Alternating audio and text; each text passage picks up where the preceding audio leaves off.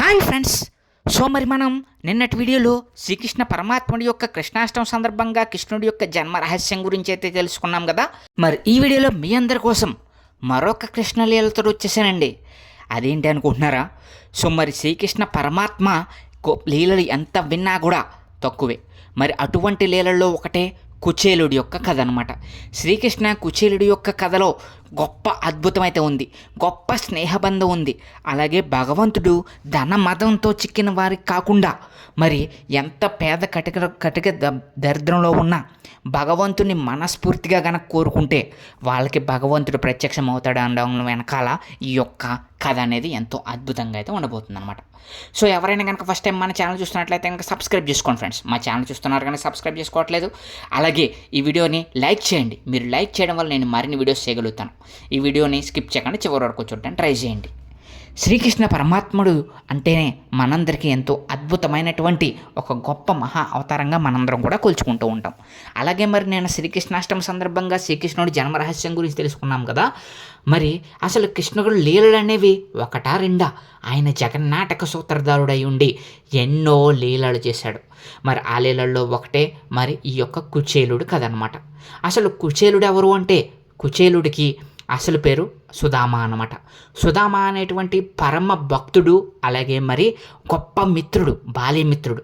మరి సుధామ అలాగే శ్రీకృష్ణ పరమాత్మ కూడా మరి విద్యాభ్యాసం దగ్గర ఇద్దరు కూడా మరి మిత్రులయ్యారనమాట. వీళ్ళిద్దరూ కూడా సాందీప మహర్షి దగ్గరే విద్య నేర్చుకున్నారు. ఆ విద్య నేర్చుకున్న టైంలో వీళ్ళిద్దరూ కూడా ఎంతో గొప్ప స్నేహితులు. వీళ్ళిద్దరూ కూడా ఎంతో అద్భుతంగా వీళ్ళ యొక్క విద్యాభ్యాసాన్ని అయితే కొనసాగించడం జరిగింది. మరి ఆ తర్వాత శ్రీకృష్ణ పరమాత్మ మరి సుధాముడు మరి వేరుగా అయితే అయిపోవడం జరిగింది. మరి ఆ తర్వాత శ్రీకృష్ణ పరమాత్మ నుంచి ఆ సుధాముడు వేరైన తర్వాత మరి సుధాముడికి పెళ్ళయి మరి భార్య, ఎంతో అందమైనటువంటి పతివ్రత అయినటువంటి ఒక భార్య అయితే రావడం జరిగింది. గొప్పగా అద్భుతంగా తన యొక్క జీవనాన్ని అయితే కొనసాగిస్తూ ఉన్నాడు. అలా కొనసాగిస్తూ ఉండగానే మరి కుచేలుడికి మరి ఏమైందనంటే మరి అధిక సంతానం కలిగారు. అంటే 27 మంది సంతానం అంట కుచేలుడికి.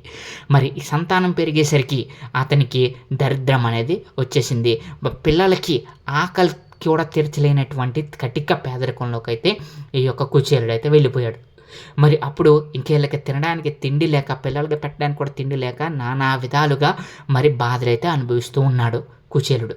మరి అటువంటి టైంలోనే మరి కుచేలుడి యొక్క భార్య మీ యొక్క మిత్రుడు గురించి గుర్తు చేసింది.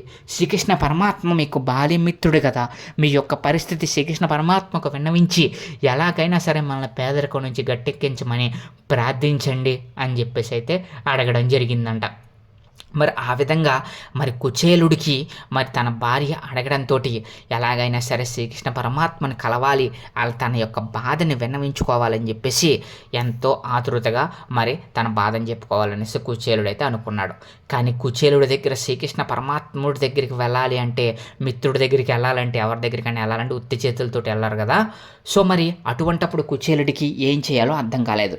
కనీసం తన దగ్గర ఏమీ లేవు. అప్పుడు తన భార్య కుచేలుడికి ఒక మూటలో మరి ఆ యొక్క మూటలోకి కొన్ని అటుకులు ఉంటే అటుకుల్ని కట్టించి మీరు శ్రీకృష్ణ పరమాత్ముడికి ఎంతో భక్తితో ఈ యొక్క అటుకులను తీసుకెళ్ళి ప్రసాదించండి, ఆయనకి మన గురించి విన్నవించండి, మన బాధలు ఆయనకి తెలుసు కాబట్టి మరి శ్రీకృష్ణ పరమాత్మ మిమ్మల్ని తప్పకుండా అనుగ్రహిస్తాడు, మీరు వెళ్ళిరండి అని చెప్పేసి అయితే భార్య అయితే సాగనంపడం జరిగింది.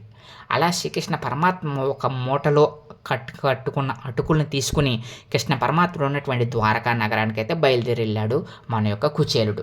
మరి ఆ విధంగా కుచేలుడు వెళ్తూ దారిలో ఇంత పెద్ద ద్వారకా నగరంలో శ్రీకృష్ణ పరమాత్మ నన్ను గుర్తుపడతాడంటావా? అసలు నేను ఎవరో శ్రీకృష్ణ పరమాత్ముడికి మర్చిపోయే ఉంటాడు, ఆయనకి మనల్ని గుర్తుపట్టవలసిన అవసరం ఏముంది అనుకుంటూ కూడా ఆ యొక్క ద్వారకా నగరం వైపు అయితే ప్రయాణం సాగించాడు మన కుచేలుడు. ఆ విధంగా ప్రయాణం సాగిస్తూ ఉండగా కుచేలుడు మరి ద్వారకా నగరం దగ్గరికి అయితే చేరుకుని శ్రీకృష్ణ పరమాత్మ దగ్గరికి అయితే చేరుకుని కృష్ణుడిని అయితే చూడడం జరిగింది.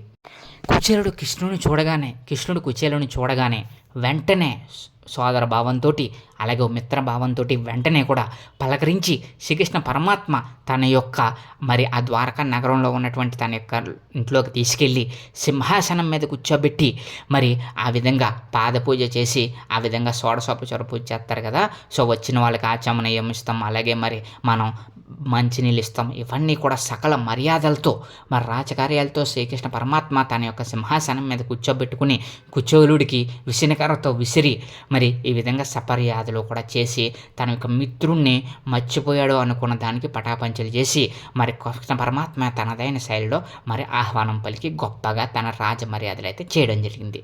దీంతో కుచేలుడు వెంటనే కూడా శ్రీకృష్ణ పరమాత్మ ఎంత గొప్పవాడు అని చెప్పేసి వెంటనే కూడా నిశ్చేష్టుడై ఉండిపోయాడంట. మరి ఆ విధంగా మరి శ్రీకృష్ణ పరమాత్మ ఒక గొప్పగా అలా చేయడం చూసి వెంటనే కూడా మరి ఈ యొక్క మన ఎవరైతే ఉన్నాడో కుచేలుడు మరి నిశ్చేష్టుడై అలా ఉండిపోయాడు. మరి వెంటనే శ్రీకృష్ణ పరమాత్మ కుచేలుడిని అడిగాడు, కుచేలా, నా కోసం నువ్వు ఏమి తెచ్చావు? నీ ఫ్రెండ్ కోసం, నీ యొక్క మిత్రుడు కోసం నువ్వు ఏమైనా తీసుకొచ్చావా అని అడిగాడు. శ్రీకృష్ణ పరమాత్ముడికి తెలియదంటూ ఉంటుందంటారా, జగన్నాటక సూత్రధారి. మరి ఆ విధంగా శ్రీకృష్ణ పరమాత్మ అడగగానే కుచేలుడు కొంచెం సంకోచించి, అయ్యో శ్రీకృష్ణుడికి అటుకులు ఇస్తే మేము బాగుంటుందని చెప్పేసి సంకోచించాడంట. కానీ తన మూటలో ఉన్నటువంటి అటుకులకు శ్రీకృష్ణ పరమాత్మ కనిపెట్టి అటుకులను అయితే తీసుకోవడం జరిగింది. తీసుకుని శ్రీకృష్ణ పరమాత్మ వీళ్ళిద్దరూ మధ్య ఉన్నటువంటి చిన్నసాటి సంబంధాలు అన్నీ కూడా ముచ్చటిస్తూ తనకి యోగమాయ చేత తనకి కోరికలే లేవనేటువంటి స్థితిలోకి తీసుకెళ్ళి తన యొక్క ఆ యొక్క అటుకులని శ్రీకృష్ణ పరమాత్మ వెంటనే కూడా ఆ యొక్క నోటులో అయితే వేసుకోవడం జరిగింది. అంత భక్తి శ్రద్ధలతో తెచ్చినటువంటి ఆ అటుకులని పరమాత్మ స్వీకరించడమే కాకుండా ఆ యొక్క మూటలోంచి తీసుకుని నోట్లో వేసుకుని ఎంతో అద్భుతంగా వీళ్ళిద్దరి మధ్య సంభాషణ అయితే జరగడం జరిగింది. శ్రీకృష్ణ పరమాత్మ తన యొక్క బాల్యం ముచ్చట్లు ముచ్చటిస్తూ కూడా చెప్పడం జరిగింది. దీంతో కుచేలుడు అసలు విషయం అయితే మర్చిపోయాడు. తన భార్య పంపించిందని తనకున్నటువంటి కష్టాలు ఇవన్నీ కూడా కుచేలుడు శ్రీకృష్ణుడికి చెప్దామని వచ్చాడు కదా, కానీ అవేమీ కూడా శ్రీకృష్ణుడికి చెప్పలేకపోయాడు. ఎందుకంటే తన కోరికలను శ్రీకృష్ణ పరమాత్మ వ్యక్తపరచనివ్వలేదు అక్కడ. సో ఆ విధంగా వ్యక్తపరచకుండా శ్రీకృష్ణ పరమాత్మ చేసినటువంటి ఆ యొక్క ప్రయత్నం అనేది ఆ యొక్క ఎంతో గొప్పదో మనందరికీ తెలుస్తుందన్నమాట.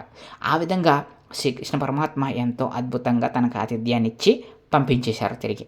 తిరిగి కుచేలుడు అయ్యో నేను చెప్దామని వచ్చాను కృష్ణుడితో చెప్పలేకపోయాను అనుకుంటూ ఇంటికి వెళ్ళేసరికి ఆశ్చర్యం, అద్భుతం అన్నమాట. రత్న ఖచ్చిత సింహాసనాలు, అద్భుతమైనటువంటి ఆ యొక్క ఇంటికి ఇంతకు ముందు ఉన్నటువంటి దరిద్రం అంతా పోయి మరి సకల సర్వ ఆభరణాలు అలాగే సకల సర్వ మొత్తం కూడా ఇల్లు మొత్తం కూడా మారిపోయింది. సకల సంపదతో తొలదూకుతూ ఉంది. అంతే, ఇంకా ఆయనకి ఎనలేని భక్తి సంప్రదాయాలతో ఎనలేని సంతోషం వచ్చేసింది కుచేలుడికి. ఆహా, శ్రీకృష్ణ పరమాత్మ అంటే ఇదే కదా, నా యొక్క మిత్రుడు, నా మిత్రుడు నన్ను అనుగ్రహించాడా, అయ్యో శ్రీకృష్ణ పరమాత్మ నన్ను అనుగ్రహించాడని చెప్పేసి ఎంతో అద్భుతంగా ఆనందపడ్డాడంట కుచేలుడు.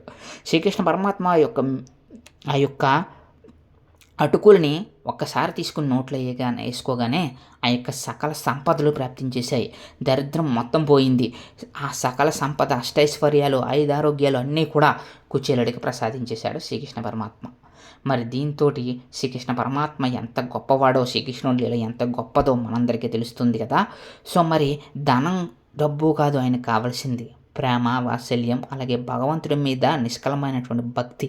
ఇవి ఉంటే మనందరం కూడా భగవంతుడిని ఖచ్చితంగా కూడా భగవంతుడి యొక్క అనుగ్రహం అనేది మన మీద ఉంటుంది అనడంలో శ్రీకృష్ణ పరమాత్మ యొక్క ఈ లీల చూస్తే మీ అందరికీ అర్థమవుతుంది కదా. అలాగే వీళ్ళిద్దరి మధ్య ఉన్నటువంటి స్నేహభావాన్ని మరి ఎంత అద్భుతంగా ఈ యొక్క పురాణాల్లో చెప్పబడిందో మనందరికీ తెలుస్తుంది కదా ఫ్రెండ్స్. మరి ఈ విధంగా శ్రీకృష్ణ పరమాత్మ తనదైన శైలిలో భక్తులను అనుగ్రహించడానికి ఎన్నో లీలలు చేస్తాడు. అలాగే మిత్రులను కూడా అనుగ్రహించేటువంటి ఏకైక వ్యక్తిగా శ్రీకృష్ణ పరమాత్మ, ఏకైక భగవద్ అవతారంగా శ్రీకృష్ణ పరమాత్మ మరి మనందరికీ కూడా కనిపిస్తూ ఉంటాడు. మరి ఈ విధంగా కుచేలుని అనుగ్రహించి మరి తానంటే ఏంటో, అసలు భగవంతుడికి ఏమి కావాలో చెప్పకనే చెప్పాడనమాట.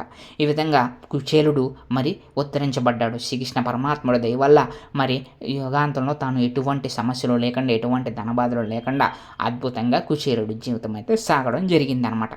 ఈ విధంగా ఇంత గొప్పగా కుచేలుడిని మరి ఆశీర్వదించినటువంటి శ్రీకృష్ణ పరమాత్మ మరి మనందరికీ కూడా ఎంతో గొప్ప సందేశం అయితే ఇవ్వడం జరిగింది కదా. సో ఇది ఈ విధంగా శ్రీకృష్ణ గురించి, లీలా గురించి మనందరం కూడా తెలుసుకున్నాం కదా ఫ్రెండ్స్. సో మరి ఇది ఫ్రెండ్స్ ఈరోజు మన వీడియో. ఈ వీడియో కనుక మీకు ఎలా అనిపించింది కామెంట్ సెక్షన్లో కామెంట్ చేసేయండి. అలాగే మీకు మరిన్ని ఇలాంటి ఇంట్రెస్టింగ్ అప్డేట్స్ కావాలనుకుంటే కనుక మా ఛానల్ సబ్స్క్రైబ్ చేసుకొని మాకు సపోర్ట్ చేయమని మనస్ఫూర్తిగా అయితే కోరుకుంటున్నాను. Thank you friends, thank you so much.